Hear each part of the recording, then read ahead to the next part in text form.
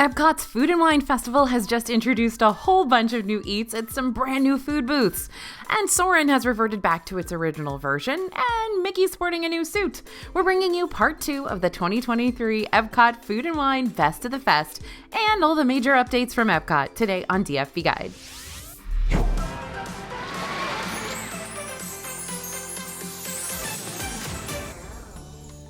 Hey everybody, it's AJ for Disney Food Blog. Okay, EPCOT's 2023 Food and Wine Festival may have started way back in July, but there are brand new food booths that have just opened this past week and they are incredible. Food and wine isn't the only thing going on in EPCOT right now, though. This park is celebrating Disney's 100th anniversary. It just started on September 22nd, with EPCOT being the epicenter of the anniversary. And some big ride change-ups, new merch, and a whole lot more are going down. So let's talk about all of it. We're going to start with the brand new food booths. In recent years for the Food and Wine Fest, not all of the booths have opened on opening day, and this year is no different. There was an even more extended phased approach this year, with 2 additional booths opening August 15th and the remaining ones opening September 22nd. Well, mostly. More on that later. The Noodle Exchange in Hawaii opened in August. These are both returning to the festival, with many returning dishes as well. But brand new for this year are the 4 booths that opened in September: Bubbles and Brine, Wine and Wedge, Charchop, and Swirled Showcase.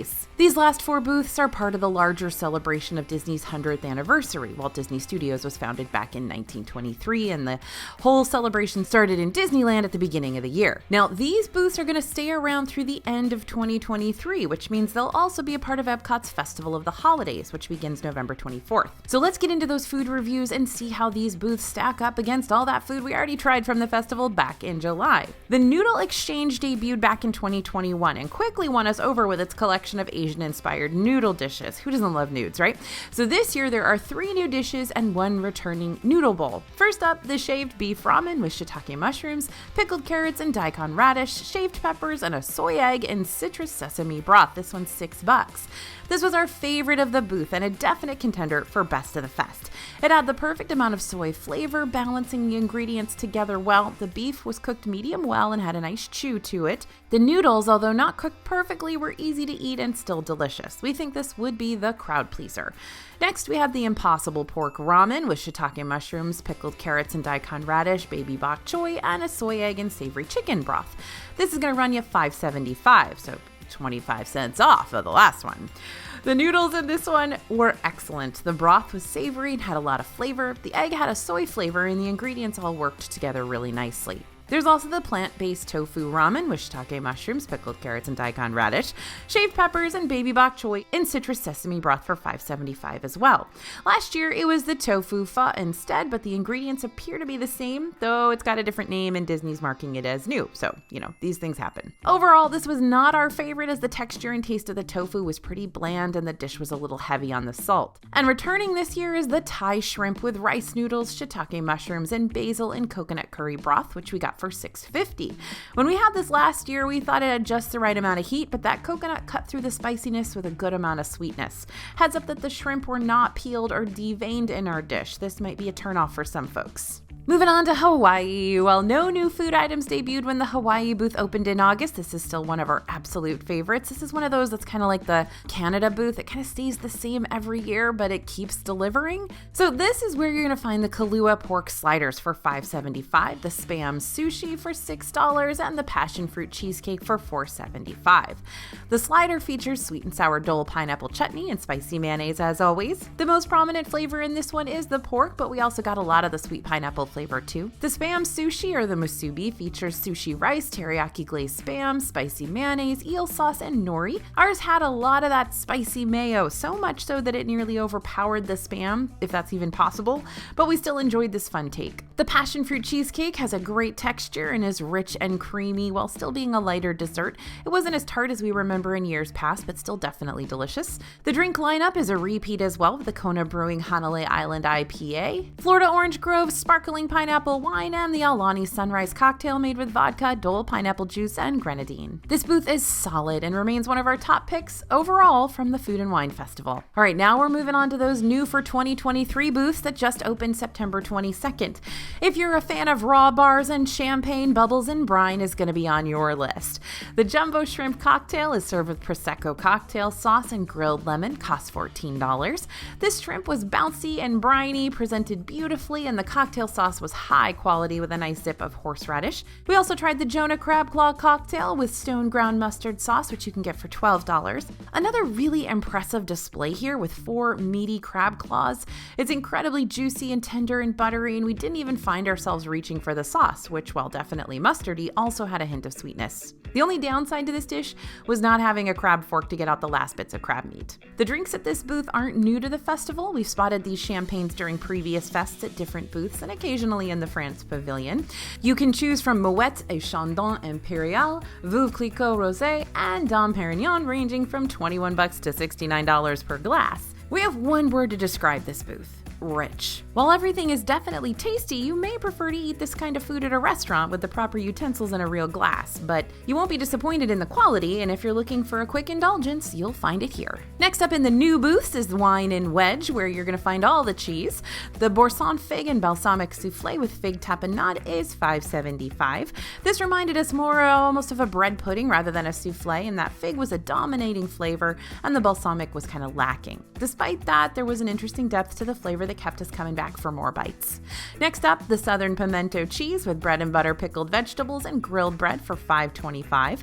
There's a great spicy kick, but nothing so hot that you want to immediately grab the nearest drink. We love the addition of the veggies, as the snap and crunch was a welcome change from the smooth spreadable dip, while the tang from the vinegar was a nice change of pace from the richness and spiciness of that cheese. Then there's the assorted artisanal cheeses and accompaniments for $7. This is an assortment of different cheeses and accoutrements you might find on a cheese plate, obviously. You can also get this as part of the artist's palette of wine and cheese at this booth for $18.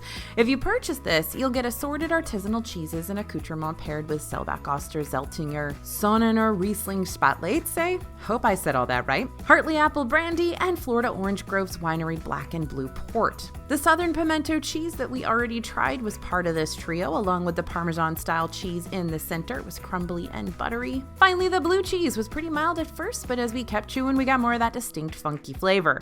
This booth was a hit for us overall, but we wouldn't necessarily say any of the dishes we tried were the best of the fest. We enjoyed the pimento cheese, but we didn't think the fig soufflé was anything to write home about. The artisanal cheese platter was good, but it's nothing you can't get from your grocery store or Trader Joe's either.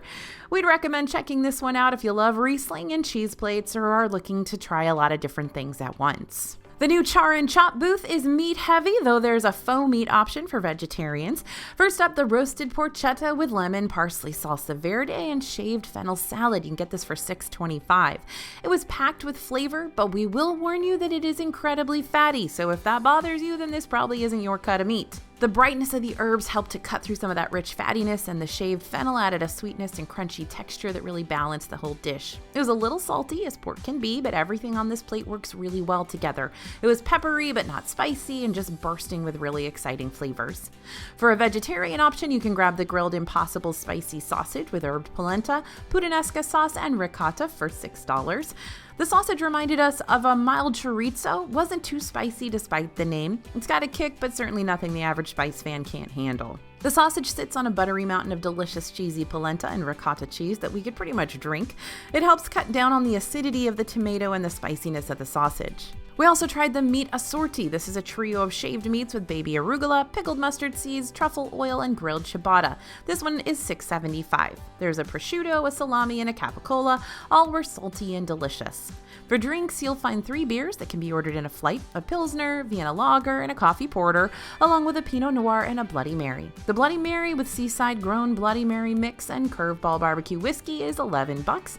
Comes with a sausage link. We weren't sure what to expect from this new booth, but we can officially say it is the place to be if you're looking to try a bunch of different types of meat and aren't sure what you're looking for. The porchetta was by far the best thing here, but we were thoroughly surprised by how much we enjoyed the Impossible Spicy Sausage too, and if you're a Bloody Mary fan, you might enjoy this refreshing meal in a glass. Now, Swirled Showcase is next. This one did not open on September 22nd due to some technical difficulties, but it did open the following day. Over at the Swirled Showcase booth, you'll find 3 flavors of soft serve ice cream and a nitro cake treat and a few autumnal beverages. The Mickey-shaped liquid nitro cake for $4.75 is similar to a non-Mickey-shaped cake we saw at the fest back in 2020.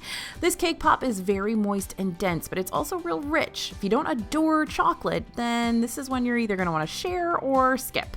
The nitro coating helps hold it together so it doesn't melt as fast in the heat as other treats.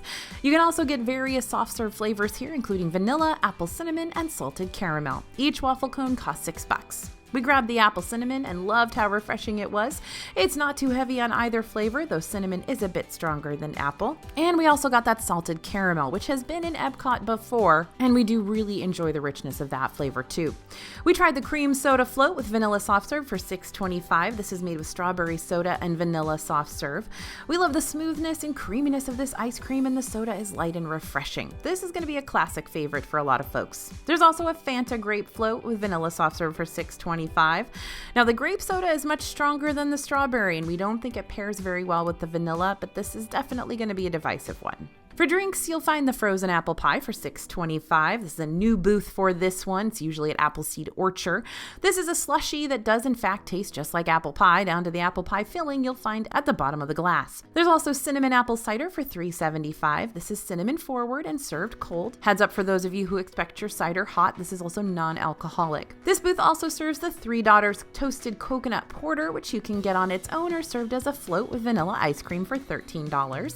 This one reminds us strongly of a Samoan Girl Scout cookie. Finally, we got the Berry Fizz Fragolino's red sparkling wine float with vanilla soft serve for $13. The vanilla soft serve is a great addition to the wine, and the raspberries on top add that texture and a little bit of sweetness, but overall this is not too sweet. If you got a sweet tooth and love soft serve, then this booth is a must try. If you are visiting the Food and Wine Festival this year, be sure to go back and watch our round 1 of Best of the Fest picks. We even created a cheat sheet with our top picks in a convenient checklist, which you can grab for free at disneyfoodblog.com/foodwinemap, or just scan the QR code.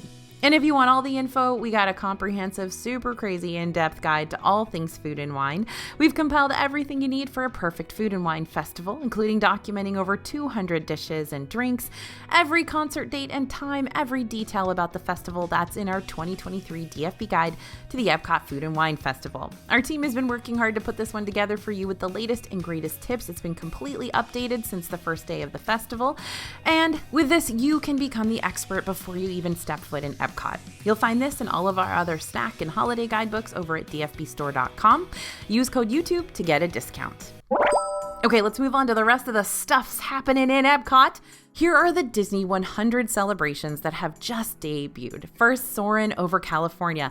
The original version of the EPCOT attraction closed back in 2016 to make way for Soarin' around the world, but the original has now returned for a limited time. There's no current end date for this attraction's run. The anniversary is being celebrated through the end of the year, so it's likely you'll be able to smell those orange groves through December, if not a little longer. Now, we've also got a brand new Mickey statue that's made its way to EPCOT. You'll find this platinum Mickey statue celebrating Disney's 100 Years of Wonder in World Celebration in front of Spaceship Earth. The statue aptly states it was all started by a mouse. This is just like the statue you'll find at the front of Disneyland Park, which is also around for the 100th anniversary. Mickey and Minnie are officially greeting guests near the Imagination Pavilion in EPCOT, and Minnie has now joined Mickey inside the Pixar Short Film Festival building, where both are sporting their new Disney 100 Platinum outfits. The Disney 100 Purple Mickey Mouse Balloon Bucket is available at popcorn carts throughout EPCOT. We've previously seen this in Disneyland, where the Disney 100 celebrations began earlier this year, and it's been on the Disney Wish, but it's its first kind of East Coast Disney World appearance. You'll also find a brand new EPCOT collection of merch at the Creation Shop with new ears and spirit jerseys, tees, sweatshirts, and a line of Dooney and Burke bags in the new EPCOT print. Now, this next one is one of my favorite additions. There's a new mural on some of the construction instruction walls, and it doubles as a seek and find game. There are 100 Disney characters featured in this new artwork, and you get to see how many you can find. And there's a new light show on Spaceship Earth. The show features the 100th anniversary anthem, which is a new rendition of When You Wish Upon a Star. These light shows run nightly once it gets dark and will cycle through several different songs. Now, if you're visiting EPCOT this year, there are a few other things you might want to know about. First, that hidden lounge in Morocco. Since it's all quite hot in Florida and you might need somewhere to relax between all that food and wine, head to the back of the Morocco Pavilion for a hidden lounge. This is in the former Marrakesh restaurant space. You'll need to sign up with the lounge's sponsor, Florida Blue, but then you'll get access to that lounge, which is serving up free ice water and teas and coffee and juice and some glorious air conditioning. Just note that you will have to include in the registration things like your email address and your phone number, so they will be probably contacting you trying to get you to buy insurance or something. So just a heads up on that you will have to include that in a registration, even though access to the lounge is completely free. Now, Journey of Water, inspired by Moana, that is opening very soon on October 16th, so add this lovely walkthrough attraction to your itinerary if you're visiting after that date. I also am hoping that they might do some soft openings kind of the week before. You're never guaranteed that they will do that, but sometimes they do. Now, we have a sneak preview of this new attraction up on the channel now if you'd like to check it out ahead of your trip or to live vicariously through our visits to the parks. And the big one, construction is nearing an end in EPCOT. Finally, Disney's announced that the final area of the park, World Celebration, will be opening this December. The new fireworks show, Luminous, the Symphony of Us, will debut December 5th as well. So there is quite a lot to look forward to in EPCOT as 2023 comes to a close. All right, that does it for this EPCOT-centric update, y'all. Be sure to subscribe to the channel and sign up for our free newsletter to stay on top of all the latest Disney news and happenings. Thanks for listening, everyone. Thanks for heading back to the Food and Wine Festival with us. Don't forget to watch that part 1 of Best of the Fest if you're headed to EPCOT this year. As always, this is AJ for Disney Food Blog, and we'll see you real soon.